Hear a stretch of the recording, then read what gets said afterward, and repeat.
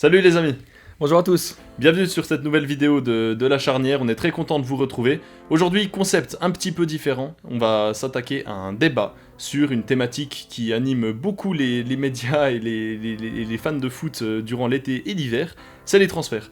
On a fait une liste des 10 clubs qui, selon leur renommée et leur performance sur leurs 2-3 dernières années, sont le plus forts et le plus performants. Ces 10 clubs, qu'ils performent ou non cette saison, ont besoin de faire des transferts l'été prochain, que ce soit de vendre, mais surtout d'acheter. Et c'est pour ça qu'on a choisi chacun, Quentin et moi, un joueur par club plus quelques noms complémentaires, de joueurs qui seraient les plus à même de rejoindre ces clubs et de leur apporter une certaine plus-value. Cette vidéo va être séparée en deux parties. La première que vous voyez maintenant, et la seconde qui sortira demain soir, normalement. On va traiter de 5 clubs par vidéo, et puis forcément, on s'est basé sur plusieurs critères pour essayer de déterminer quel est le transfert idéal pour chaque club. Tout à fait Robin, on a donc déterminé 4 critères pour choisir ses recrues idéales. La première c'est évidemment le besoin du club, est-ce qu'il y a un manquement à certains postes, est-ce qu'on a un besoin de profondeur ou alors tout simplement un manque de certains profils. Le budget évidemment rentrera en ligne de compte, est-ce que le club en question peut s'offrir le joueur de ses rêves. Enfin les habitudes de recrutement, on sait que certains clubs utilisent une politique de recrutement bien connue, que ce soit au niveau de la nationalité, au niveau de l'âge du joueur.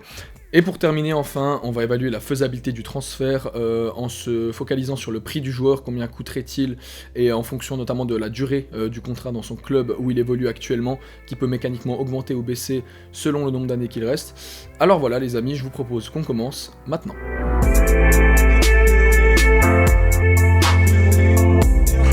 Pour cette première partie, les 5 clubs que nous avons choisis sont le FC Barcelone, le Real Madrid et l'Atlético Madrid du côté de l'Espagne.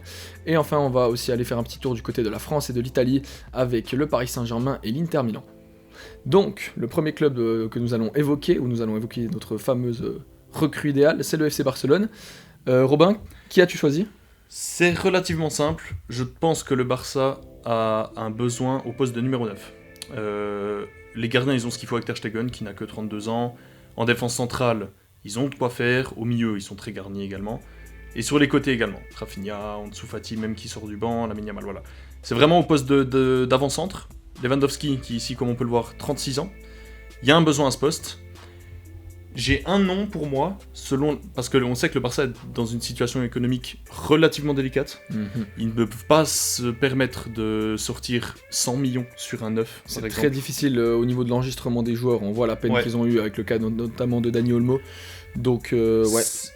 Dans un premier temps, est-ce que tu veux d'abord mon premier choix ou d'abord ceux auxquels j'avais pensé mais que pour moi ils ne sont pas faisables ? Ah, fais seulement. Vas-y, alors, je fais ça. Le premier auquel j'avais pensé, c'est Julián Alvarez. Okay. De l'Atlético Madrid, qui est pour moi extrêmement Barça compatible. Joueur neuf, très technique, capable de dézoner, etc. Malheureusement, il coûte très cher et il est sous contrat pendant très très longtemps avec l'Atlético. Et comme tu le dis, il joue à l'Atlético, ce qui ne faciliterait pas nécessairement les négociations. Aussi. Car on parle vraiment d'un concurrent là. Aussi, si on voit Julián Alvarez ici, il est sous contrat jusqu'en 2030. Et il a une valeur marchande qui est très élevée, ce qui fait qu'il coûterait très cher. Et je pense que le Barça ne peut pas s'offrir ça. Acheté pour 80 millions voilà. à Manchester City de l'Atlético Madrid.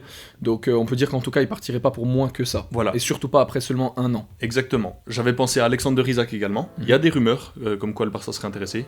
Mais après, il joue en Première Ligue, il coûterait extrêmement très cher. Mais c'est ici un neuf très technique qui collerait bien au Barça. Je l'ai également rayé de la liste pour le prix. Je pense pas que ça pourra se faire.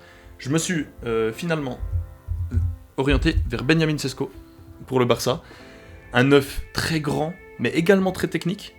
Il a vraiment cette faculté, on le voit pour un neuf qui mesure ici 1m94. Il est dans le top 80% des attaquants qui dribblent le plus. Et ça, c'est révélateur. Je pense qu'il serait très Barça compatible, il est très technique, et c'est un tueur devant le but. Pour moi, le Barça a besoin d'un neuf, et c'est pas un neuf qui a une cote énorme, il coûterait pas extrêmement cher, pas autant que Isak et Julián Alvarez en tout cas. C'est pour ça que pour moi, pour le Barça, cet été, je me pencherai vers Benjamin Sesko. Très bien, argument recevable. Voilà, quand je me suis pensé sur l'effectif du FC Barcelone, comme tu as dit, c'est quand même un effectif qui est très complet. Ils ont sorti beaucoup de jeunes, notamment qui sont venus combler des manques qu'ils avaient les dernières années. Le poste du numéro 9 est évidemment un poste où le Barça va devoir s'atteler justement à trouver une recrue, parce que Robert Lewandowski a 35 ans, 36 ans, ouais. 36 même, Ouais. Il arrive gentiment sur la fin, il performe encore, donc moi je pense qu'il peut encore aller jouer une bonne saison, c'est ce qui en tout cas est dans les tuyaux, il Oui. devrait être encore l'attaquant de pointe du FC Barcelone la saison prochaine, c'est pour ça que malgré des noms que j'ai aussi notés au poste du numéro 9, j'ai pensé à Alexander Isak, tout comme toi, mais j'ai aussi pensé à Lautaro Martinez, mais voilà, parce que je trouve aussi profil très Barça compatible, mais voilà, infaisable, notamment au niveau du prix. Oui. Un profil numéro 10, en fait, le Barça, c'est pas forcément le poste où ils ont encore trouvé leur titulaire en puissance. Ils ont des Fermin Lopez qui sont capables de prendre ce poste, des fois c'est Gavi qui joue un peu plus haut. C'est très souvent Dani Olmo quand même. Voir Dani Olmo, mais Dani Olmo très sujet aux blessures. Donc j'ai réfléchi à un jeune que je verrais peut-être bien rejoindre le FC Barcelone, c'est Marnessa Kliouche. Qui a déjà exprimé publiquement le fait que le Barça est son club de ref. Voilà, donc je me suis dit que ça pourrait être une recrue intéressante pour l'avenir, mais moi je me suis orienté vers un autre poste, où je trouve que le besoin est beaucoup plus immense, c'est celui de gardien de but. Pour la simple et bonne raison que Chesney, qu'on a sorti de la retraite, évolue à un niveau assez douteux. Il est vraiment pas très très rassurant dans ses cages. Iñaki Peña, c'est un gardien limité. Ter Stegen, voilà, on sait que c'est un gardien quand même établi, mais très très grosse blessure, on sait pas comment il va revenir, il a 32 ans, il commence à se faire vieux. Donc moi j'ai pensé à un gardien plus jeune, espagnol, c'est David Raya. Donc David Raya, gardien très fiable du côté d'Arsenal, il a réussi à aller s'imposer alors qu'il avait quand même la concurrence d'Aaron Ramsdale. Il est dans les meilleurs gardiens, celui qui encaisse le moins de buts en Première Ligue, mais également en Ligue des Champions. Le fait qu'il soit espagnol, il commence à prendre aussi justement la place parfois d'Unai Simon en sélection. Moi je pense que c'est un transfert qui pourrait se faire, et le gardien pourrait trouver justement par l'intermédiaire de David Raya son gardien fiable pour plusieurs années. Voilà, c'est pour ça que je me suis orienté vers le portier espagnol. Ouais, ça se tient. Surtout qu'il n'a pas une valeur marchande extrêmement élevée. Hein. Je sais pas si on va voir sa valeur marchande. Je pense que David Raya, il doit être autour peut-être des 30 millions, 40 millions, je sais pas. C'est probablement un transfert que le Barça pourrait aller chercher, 40 millions pour un gardien de 29 ans. Qui doit être dans la force de l'âge, ouais, pourquoi pas. C'est pas le besoin que j'avais identifié au Barça, mais ça se tient également, ouais. Second club, les amis, le rival, le Real Madrid, qui a un effectif quand même garni de stars, mais on voit voilà, que le projet de jeu de Carlo Ancelotti prend une tournure qui n'est pas forcément celle attendue. Le Real a des manques à certains postes, voilà. C'est tout un micmac qui s'est un peu fait au niveau de l'attaque avec ses 4 attaquants stars, Mbappé, Rodrigo, Vinicius et Bellingham même. On a dû réorganiser un peu tout ça. Mbappé qui doit souvent prendre l'axe, qui n'est pas son poste de prédilection. Donc voilà, moi j'ai considéré que c'était sûrement le manque numéro 1, c'était un numéro 9, qui permette à Mbappé de retrouver un côté, sans doute le côté droit. Ce numéro 9, j'en ai parlé précédemment, mais pour moi c'est Lautaro Martinez. Il coche toutes les cases pour jouer au Real Madrid. Voilà, mais Lautaro Martinez c'est quand même le gars, il est buteur exceptionnel. Et à l'Inter, moi je pense que il est peut-être temps de faire ce step. Il arrive à la fin de sa vingtaine, il va certainement arriver à son prime. Il a des qualités qui lui permettent aussi un peu de décrocher, de faire jouer sa technique, ce qui a bien marché notamment avec Karim Benzema par le passé. Donc voilà, c'est la recrue idéale que j'ai décidé de plébisciter. J'ai mis aussi des gros noms parce qu'on parle quand même du Real, qui pour moi en fait, ils ont quand même pas mal de manques en fait, c'est ça qui est compliqué. Depuis le départ de Toni Kroos, un manque énorme que j'ai aussi identifié, c'est un milieu créatif. Parce qu'ils ont beaucoup de milieux du style Valverde, Bellingham même, ou Tchouaméni qui joue plutôt en défense centrale, mais c'est tous des profils qui... Modric est sur la fin par exemple, il joue plus beaucoup titulaire. Depuis le départ de Toni Kroos, on a moins ça. Les Arda Güler, les Brahim Diaz jouent peu. Donc si on parle de gros noms, moi j'ai pensé à Vitinha et à Ryan Gravenberch. Ouais, ok. Qui sont deux milieux voilà, dotés de qualités techniques rarissimes, que voilà, je pense que si on parle du Real Madrid, c'est quand même un club qui a la réputation pour faire venir n'importe qui, on peut le dire. Ils ont des finances qui sont relativement saines, donc c'est des noms qui peuvent voilà, ressortir pour l'avenir. Et enfin, si on parle de la défense centrale, on voit que le Real a de bons défenseurs centraux, mais énormément sujet aux blessures. Je pense notamment à Militao, à David Alaba. Voilà. Il s'appuie énormément sur Rudiger, on a le jeune Raúl Asensio maintenant qui est sorti. Mais si le Real veut aller chercher un crack vraiment ultime pour parfaire sa défense centrale pour l'avenir, j'ai pensé à William Saliba, qui est certainement le meilleur jeune défenseur central au monde, et ça serait assez logique de le voir débarquer du côté du club merengue, un peu voilà ce style à la Raphaël Varane en plus. Donc voilà, c'est des noms que je trouvais cohérents, mais pour moi la recrue idéale et voilà qui permettrait au Real de résoudre un peu ces problèmes des attaquants qui se marchent dessus, c'est l'Argentin Lautaro Martinez. Mais moi, ma question, c'est qui est-ce que tu vends dans ce cas-là? Qui est-ce que je vends? Rodrigo. Ouais. Et tu mets Mbappé à droite. Ça, c'est ça. Ok. Je pense que ça se tient. Je pense qu'un des 4 devra sauter à terme, Ouais. parce que Vinicius, Mbappé, Rodrigo sont des joueurs qui penchent à gauche. Mhm. C'est des joueurs, c'est des ailiers gauche à la base. Et déjà 2 ça fait beaucoup, 3 c'est vraiment beaucoup trop. Mhm. D'autant qu'on sait que voilà, c'est Mbappé et Vinicius sont pas des joueurs qui courent beaucoup. Mhm. Bellingham doit beaucoup faire le job. Moi je pense que ça serait une réorganisation cohérente Mhm. que de voir voilà un 9 polyvalent, mais un 9 quand même, Mhm. qui débarque voilà, pour un peu stabiliser cette attaque de la maison madrilène. Mhm. Donc voilà, j'ai dit Lautaro Martinez, ça peut être d'autres noms, t'as cité Isaac, voilà, dans un profil un peu similaire. Mais voilà, il faut que le Real aille chercher un gros 9, pour moi c'est la priorité pour l'été prochain. Et donc Lautaro Martinez est ton choix final. Absolument. Ok. Le tien. Le mien, c'est assez vite vu. Jusqu'à il y a très peu de temps, j'aurais pris aussi un 9. Mais j'ai décidé de me porter vers un autre type de poste parce que finalement, malgré le fait que Mbappé en 9, ça ne fonctionne pas vraiment, etc. pour le moment, il revient quand même en forme ces derniers temps. Oui. Et pour moi, je vois une attaque assez performante pour pouvoir aller loin en Ligue des Champions, malgré le fait qu'il y a un pur 9. En fait, la forme récente d'Mbappé me fait dire qu'il y a un manquement plus important à un autre poste. J'ai pensé à la base aussi à un milieu de terrain.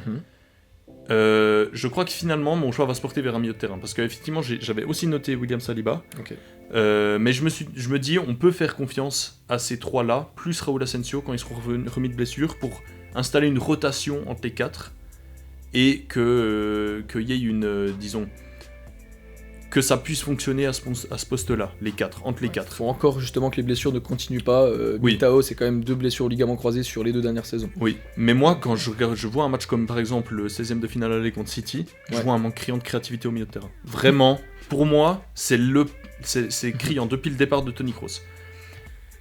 Je pense notamment, tu as parlé de Gravenberch. Gravenberch, j'y ai pas pensé. Pour moi, il était de base hors du débat pour une seule bonne raison. C'est que son contrat jusqu'à Liverpool, si on peut le voir ici, son contrat jusqu'à Liverpool, voilà, jusqu'en 2028. Et il vient d'arriver surtout. Pour moi, il va jamais bouger de Liverpool, surtout qu'il est installé comme la plaque tournante du projet de jeu d'Arne Slot, qui est aussi là pour un bon moment. Pour moi, il n'y a aucune chance que Liverpool le lâche et que lui-même veuille partir. Il est installé maintenant à Liverpool, etc. Ils sont dans un projet de jeu qui est plus cohérent que celui du Real, je pense. Oui. Donc, Oui. pour moi, Gravenberch ne voudrait pas partir. Mais c'est vraiment au niveau de la renommée que je me suis permis de mettre quasiment n'importe quel joueur, parce qu'on sait que quand le Real vient faire toc-toc, normalement il y a très peu de joueurs qui vont refuser. Ça existe, Bien sûr. il y en a. Sauf Mais- que dans le critère avec la faisabilité du transfert, je me suis Pas dit dans ça, l'immédiat, voilà. je pense pas dans l'immédiat. C'est pour ça que je me suis tourné vers Joshua Kimmich Ok. du Bayern Munich, même si ça me ferait mal de le voir partir. Kimmich qui est vraiment ce milieu de terrain dont le Real a besoin, un milieu de terrain créatif. On le voit, la qualité de passe ici, passe progressive comme un Toni Kroos, 98e%. Là aussi les passes progressives ici dans la moitié de terrain adverse, 92. Enfin, en gros, Kimmich est ce milieu créatif dont le Real a besoin. Et le truc avec Kimmich, c'est qu'il a toujours pas prolongé. Son contrat, il se termine cet été. Donc en gros, maintenant, là, à l'heure actuelle, le Real a le droit, légalement, de négocier avec Kimmich, étant donné que son contrat se termine dans moins de 6 mois. Donc voilà, en termes de faisabilité de transfert, disons que Kimmich est à des années-lumière de Gravenberch. Et du coup, je pense que le Real, et d'ailleurs il y a des rumeurs, que le Real devrait essayer de sauter sur cette occasion et de ramener Joshua Kimmich pour ramener un peu de créativité à son milieu de terrain. Enchaînons les amis avec le grand rival du Real Madrid, quoique le Barça est peut-être un plus grand rival que l'Atlético, mais disons le rival dans le derby de Madrid, l'Atlético qui a récemment fait plusieurs gros transferts, hein. On pense à Julian Alvarez et à Sorloth par exemple, qui viennent épauler Antoine Griezmann en attaque, le fils de Simeone, Giuliano Simeone. Donc voilà, sur le plan offensif, j'ai trouvé qu'ils étaient assez bien garnis. Sorloth qui est un 9 qui monte en puissance, qui pourrait venir remplacer Griezmann une fois que Griezmann sera sur le déclin encore plus qu'il ne l'est maintenant, mais il est encore en forme. Voilà, il y a encore Riquelme, il y a Correa, voilà. Sur le plan offensif, ils sont bons. Llorente, Koke qui se fait vieux gentiment, mais voilà, avec 2 pôles, ils ont pris Gallagher récemment à Chelsea. Et Thomas Lemar qui ne joue plus beaucoup, mais au milieu de terrain, je trouve qu'ils avaient également de quoi faire. Pablo Barrios qui joue titulaire maintenant tous les matchs. Hein. Exactement, le jeune espagnol. Mais je trouve que sur le plan défensif, ils ont pris le Normand récemment, ce qui est une bonne prise. Seul 28 ans, il est dans la force de l'âge, etc. Jiménez, 30 ans. Witsel, 36 ans. Azpilicueta, 35 ans. Pour moi, il y a vraiment besoin de renouveau dans cette défense centrale. Et on sait que l'Atlético est un club où pas n'importe quel joueur y va. C'est-à-dire qu'il leur faut des guerriers. Le style Simeone, ils peuvent pas prendre un défenseur fin techniquement. Je pense, tu vois, à un Van Dijk, tu vois, il collerait pas avec l'Atlético. Il faut des guerriers, des gars qui n'ont pas peur de prendre des cartons rouges, tu vois, des mecs, ils ont le sang dans la bouche. C'est pour ça que je me suis tourné vers 2 défenseurs centraux. Je pense que mon premier choix va quand même être assez clair, mais ta recrue idéale. Ma recrue idéale, pour moi, c'est Cristiano Romero, de Tottenham. Okay. Cristiano Romero, qui est un défenseur central super agressif, et j'ai l'impression, enfin, disons que c'est pas qu'une impression, mais Tottenham va très très mal, et peut-être qu'il y a des joueurs de sa qualité, parce que Romero, je trouve qu'il est un très bon défenseur central, peut-être qu'il y a des joueurs qui auront envie, gentiment, de partir, à l'image d'Harry Kane, pour gagner des trophées, pour essayer d'être plus compétitif, de jouer de la Ligue des Champions également. Il a 26 ans, donc il arrive gentiment, il se rapproche de la trentaine, il aura peut-être besoin de voir ailleurs. Et voilà, on voit, hein, c'est un défenseur ultra rugueux, mais ultra, surtout, bon à la relance. Et ça, dans le nouveau jeu de l'Atlético, je les trouve plus fins avec le ballon, etc. Ils pourraient bien coller. Le seul problème, si on va sur sa page Transfermarkt, t'as l'ami Romero, c'est que sa cote sur le marché, de par aussi le fait qu'il joue en Première Ligue, elle est vraiment élevée. 65 millions, c'est élevé pour un défenseur. J'ai pensé à une solution de rechange. Si jamais ça ne peut pas le faire pour l'Atlético, je me suis dit qu'il pourrait se tourner vers son compatriote, Lisandro Martinez de Manchester United, qui a une cote moins élevée, 50 millions, mais qui est dans le même style, très agressif et jeune également, enfin jeune, 27 ans pour un défenseur central, c'est-à-dire qu'il a encore au moins 5 ans au top niveau. Voilà, c'est pour ça que l'Atlético, moi je pense qu'il est temps de tourner la page des Axel Witsel, Azpilicueta également, et d'amener un peu de sang neuf, toujours dans cette même lignée des défenseurs que Simeone aime, des guerriers, et voilà, c'est pour ça que pour moi, Romero est la meilleure solution, et je pense que ça peut se faire malgré la somme, parce qu'on les a vus lâcher des grosses sommes dernièrement, notamment sur Julian Alvarez, 80 millions. L'Atlético a de l'argent, donc pourquoi pas essayer de tenter le coup Cristiano Romero pour cet été. Excellent, j'ai beaucoup aimé l'argumentation, Robin. Je pense que toi et moi on s'est orienté vraiment sur le même critère, voilà, qui était un de nos critères qu'on a évoqué en début de vidéo, c'est les habitudes de recrutement. Ouais. Et je pense que l'Atlético Madrid c'est vraiment un club où il faut être fait de quelque chose en soi, il faut avoir un certain ADN, la grinta, c'est ça le mot que je mettrais. Ouais. Pour ça que voilà, les Sud-Américains sont à l'honneur quand on parle de l'Atlético Madrid. Au niveau des besoins, j'ai identifié comme besoin premier le même que toi, la défense. Je trouve qu'ils ont vraiment des très bons joueurs sur le volet offensif de leur jeu, mais la défense très vieillissante. Jiménez qui est certainement le patron qui arrive sur ses 30 ans, Clément Langlais c'est quand même un joueur qui est assez poreux. Donc voilà, moi je me suis aussi orienté sur des défenseurs centraux. Tout comme toi, une solution première, la solution de rêve, et une solution un peu de rechange. Le premier, il joue au Barça. Et je pense qu'il y a moyen d'aller le chercher. Ouais. C'est Ronald Araujo. Tout simplement parce que déjà il est uruguayen. Oui. Il colle justement à cet ADN que l'Atlético possède depuis bien longtemps. Il y a eu énormément de joueurs uruguayens qui sont passés par l'Atlético. Je pense à Diego Forlán ou encore maintenant les Jiménez, même Diego Godin à l'époque. Ronald Araujo qui était il y a encore un an considéré comme peut-être un des défenseurs centraux les plus cotés du monde, de par le fait que voilà, qualité intrinsèque exceptionnelle. Il est très polyvalent aussi, il peut jouer autant dans l'axe qu'à droite. Maintenant voilà, La réputation de Ronald Araujo a pris un gros coup, notamment depuis son immense erreur face à Ousmane Dembélé, qui a tout simplement causé l'élimination du FC Barcelone de la dernière Ligue des Champions. Et en plus, il a eu une très très grosse blessure, Araujo, ce qui l'a tout simplement handicapé toute la saison. Il revient seulement maintenant. Et au mercato d'hiver, figure-toi que le Barça était tout proche de l'évacuer du côté de la Juventus.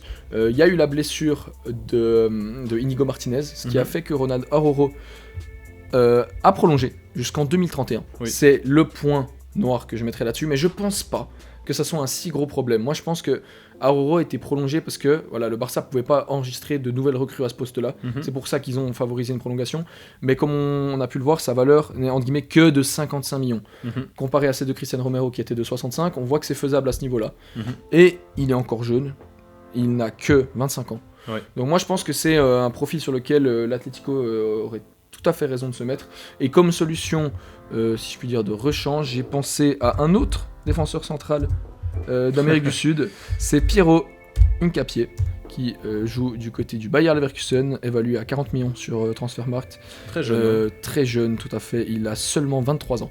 Donc voilà, moi je pense que l'Atlético, ils ont un peu cette nouvelle jeunesse avec les Julián Alvarez, les Barrios, les Simeone. Et Piero Hincapié, c'est un joueur que je verrais bien rejoindre l'Atlético Madrid, parce que pareil, très polyvalent, il peut jouer autant défenseur central qu'il peut jouer à gauche.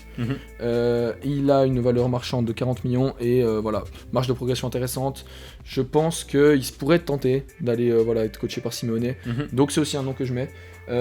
Enfin, j'ai mis 2 autres noms à vocation peut-être plus offensive, parce que je pense que l'Atlético, il manque peut-être un tout petit peu de présence sur les ailes. Ils ont beaucoup de joueurs axiaux excellents, Griezmann, on parle aussi de Julián Alvarez, de Sorloth, Samuel Ligno des fois qui joue à gauche, mais si on se penche sur des profils un petit peu plus forts à ce niveau-là, moi j'ai pensé au français Théo Hernandez, dont le frère a déjà évolué à l'Atlético Madrid. Que je verrais bien, encore une fois, là on parle de Grinta, Théo Hernandez c'est certainement un joueur qui incarne le plus cet état d'esprit. 50 millions, gentiment en fin de contrat, Théo Hernandez, je pense qu'il peut être pris pour un bon prix. Et pour terminer, un joueur espagnol qui viendrait un peu donner de la pêche à cette attaque des Colchoneros, c'est Nico Williams. Pareil, qui je pense qu'à la base, le projet Nico Williams c'était d'aller au FC Barcelone, c'est bouché maintenant, parce que Rafinha est devenu peut-être un des meilleurs joueurs du monde. Nico Williams, 70 millions, mais je pense que l'intérêt d'un club d'un certain standing peut faire baisser ce prix. On parle d'un transfert aux alentours des 50 millions cet été potentiellement envisageable. Donc Nico Williams, que je verrais bien rejoindre un club, un autre athlétique. C'est mes backups, mais donc ma recrue idéale, c'est Ronald Araujo. 4e club de cette vidéo, les amis, on part en Italie cette fois-ci, on quitte l'Espagne pour aller du côté de l'Inter Milan, les champions en titre qui sont revenus sur le devant de la scène du football européen, club référence du début des années 2000 qui a un peu disparu pendant la décennie 2010, je dirais surtout fin des années 2020, on les voyait plus trop lors des grands matchs de Ligue des Champions. Comment ça s'est fait ? C'est une construction d'effectifs tout simplement géniale, j'ai envie de dire. Des très bons profils qui permettent de jouer le jeu extrêmement dans la largeur de Monsieur Simone Inzaghi. Maintenant, moi je me suis penché sur une recrue. Je pense que le truc qui pourra peut-être faire un petit peu défaut, c'est l'âge de cet effectif de l'Inter Milan qui, on parle de joueurs qui ne sont pas tout jeunes, notamment au milieu de terrain. Le milieu de terrain, on voit, c'est Hakan Çalhanoğlu, 31 ans. On a aussi Zelinski qui a été pris à 30 ans. On a Mkhitaryan, 36 ans. Et qui pourtant prennent énormément de minutes, les joueurs que je viens de citer. Donc moi, je me suis dit, on va partir sur un profil de milieu plutôt créatif, qui permettent justement de venir un peu être la relève tout à fait d'un Henrikh Mkhitaryan. Et je me suis dit, il y a une prise intéressante à faire à ce poste-là pour moi qui est évidente. C'est un joueur très jeune, d'une qualité énorme, mais qui n'est quasi pas utilisé par son club. Pourquoi ? Parce que c'est un club où il y a énormément de concurrence à son poste. C'est un compatriote d'Hakan Çalhanoğlu. C'est Arda Güler. Intéressant. Arda Güler que je verrais extrêmement bien venir compléter ce milieu de l'Inter Milan. La jeune pépite turque qui est âgé seulement, il me semble, de 19 ans, si je ne fais erreur. Oui, il a 19 ans. Voilà, Arda Güler, 19 ans. 45 millions, valeur marchande, donc c'est une somme que peut se permettre, je pense, l'Inter, surtout, voilà, qui vont devoir mettre les moyens pour pallier au vieillissement de ces leaders techniques du milieu de terrain. Voilà, Arda Güler que je verrais très très bien évoluer sous la houlette, marcher dans les traces d'Hakan Çalhanoğlu. Ouais. Des autres noms que j'ai mis aussi Ederson. Ok. De l'Atalanta, milieu pareil, un peu box-to-box, très bon techniquement, qui connaît la Serie A, il joue très très bien, voilà, on sait que l'Inter a aussi eu des joueurs brésiliens très connus, je pense au Maicon, même Philippe Coutinho qui était un peu au début de sa carrière à l'Inter Milan. Donc voilà, moi je pense que Ederson ça matcherait bien aussi dans ce milieu de terrain qui a besoin d'être un petit peu revitalisé. Et enfin, on sait que l'Inter, comme j'ai dit, c'est l'équipe certainement qui occupe le mieux avec le Bayer Leverkusen la largeur du terrain. C'est pour ça que moi j'ai pensé à un joueur qui est doté d'un énorme potentiel et que je verrais bien prendre un poste, pourquoi pas celui de Denzel Dumfries, qui n'a pas forcément su relever les attentes du côté de l'Inter Milan. C'est un Suisse et c'est Dan Ndoye. Qui évolue du côté de Bologne en Serie A, donc pareil. On sait que rester dans son championnat pour un jeune joueur comme Dan Ndoye, qui est âgé de seulement 24 ans, je le vois bien, allez, pourquoi pas tenter l'expérience du côté de l'Inter Milan, il a des compatriotes, Yann Sommer, donc ouais, c'est un joueur que je verrais bien, pourquoi pas, voilà, pour une somme relativement modeste, 25 millions, pourquoi pas, voilà, aller faire ce saut dans un des cadors du championnat d'Italie, pardon.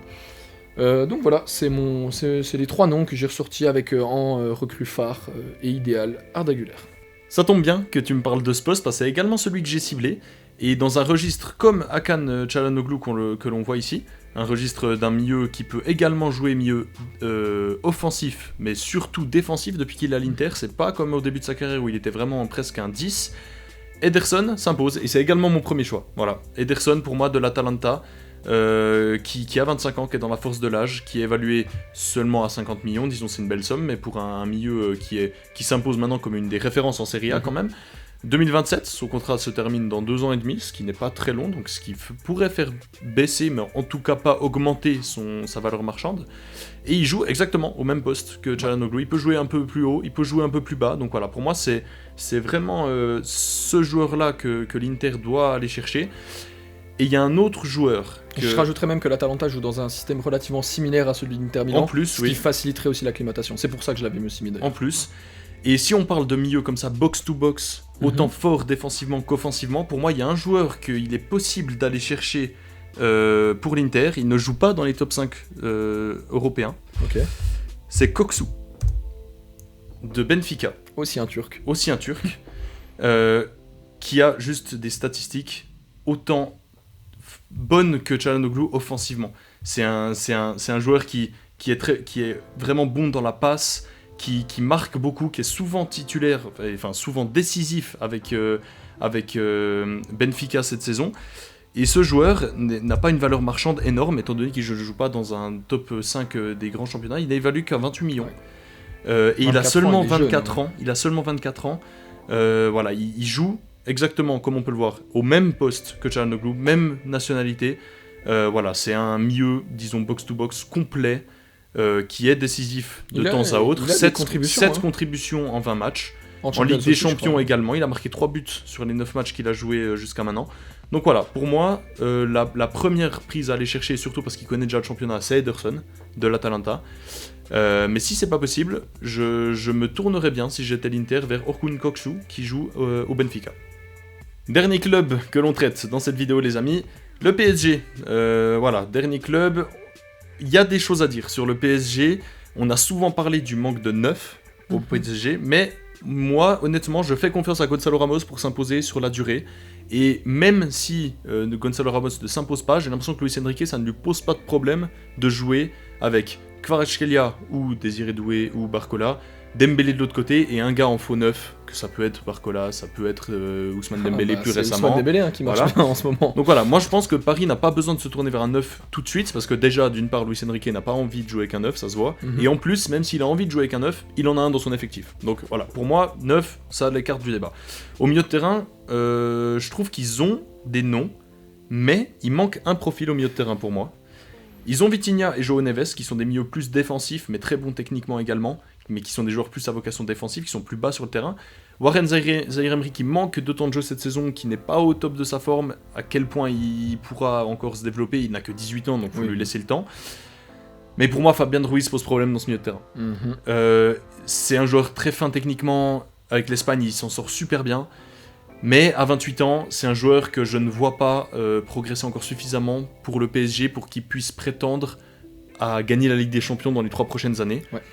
Et je trouve qu'avec les deux profils qu'ils ont ici, avec João Neves et Vitinha, il manque d'un gars créatif plus haut sur le terrain.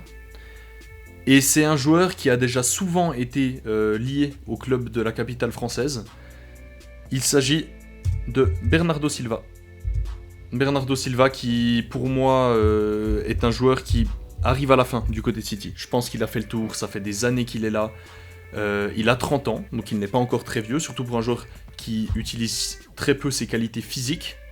Il est très bon techniquement, mais du coup je pense qu'il a encore quelques belles années devant lui.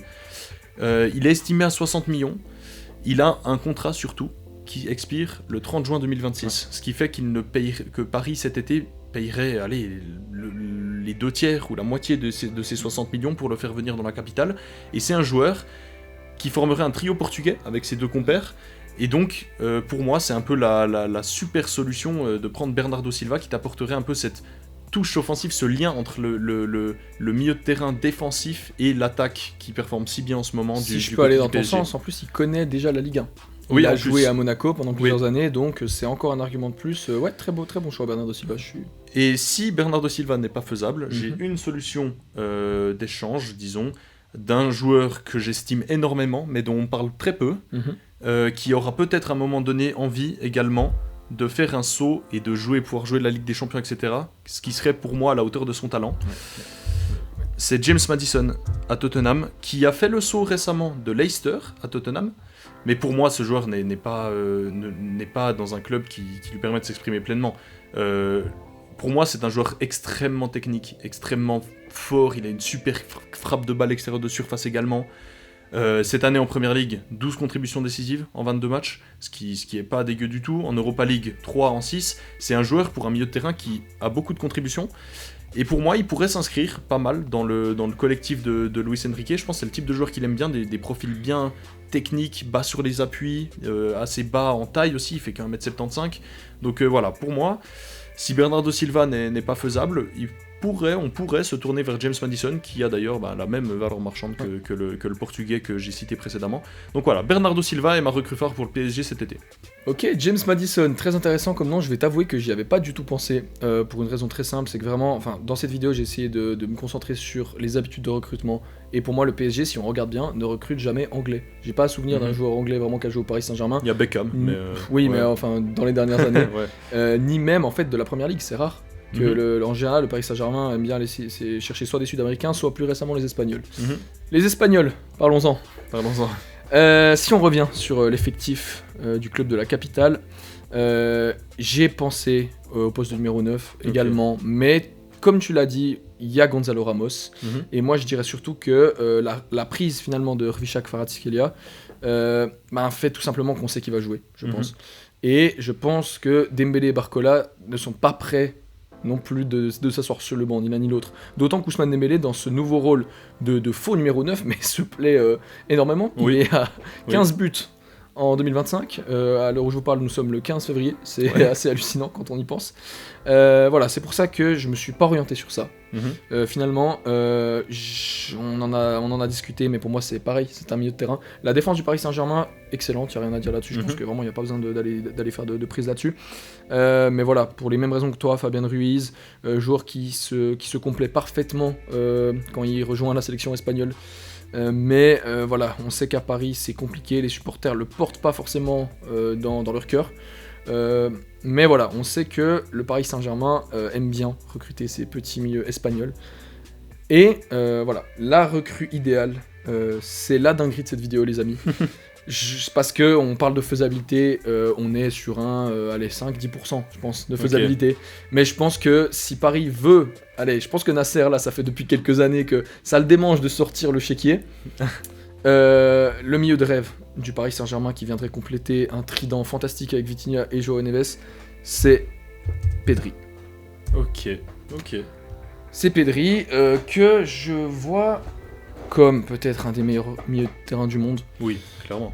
si ce n'est le meilleur, en vrai. Oui, je l'avais mis 3ème dans notre classement des joueurs de moins de 23 ans. Absolument. donc, Bah, il a que 22 ans, valeur de 100 millions.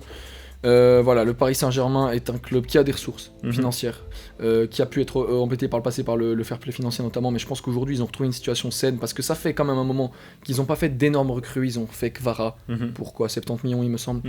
Mais voilà, c'est un club que je vois en mesure peut-être de relancer un peu cette dynamique des gros transferts. Et Pedri, c'est un joueur, on sait qu'il y a un lien entre le Barça et le PSG. Oui. Ça a quand même été le club qui a fait basculer le marché des transferts dans une autre dimension au moment où ils vont chercher Neymar dans le club catalan pour 222 millions. Voilà, c'est un transfert que je vois pas impossible, pas tant impossible que ça. Pedri, ça serait la recrue de rêve pour le Paris Saint-Germain. Maintenant, j'ai également pensé à un autre nom au milieu de terrain qu'on a déjà entendu. Du côté de la capitale, qu'on a même souvent entendu. Il vient de la première ligue aussi. C'est Bruno Guimaraes. Oui, c'est vrai qu'on l'a entendu, on l'a entendu régulièrement. Ouais, bah, c'est un milieu de terrain qui connaît la Ligue 1. Il a joué à l'Olympique Lyonnais, 27 ans, 80 millions. C'est un top milieu de première ligue.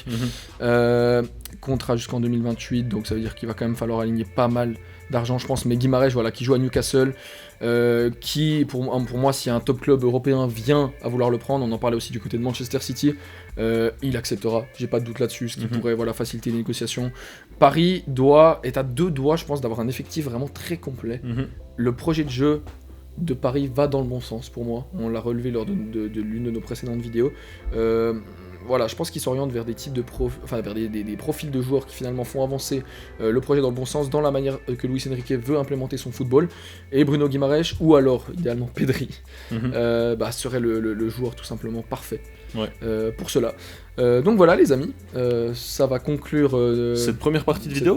Partie. On a traité de 5 clubs dans cette première partie. Dans 2 jours ou demain soir, vous aurez les 5 autres clubs, à savoir le Bayern Munich, le Bayer Leverkusen et les 3 clubs anglais, Manchester City, Arsenal et Liverpool.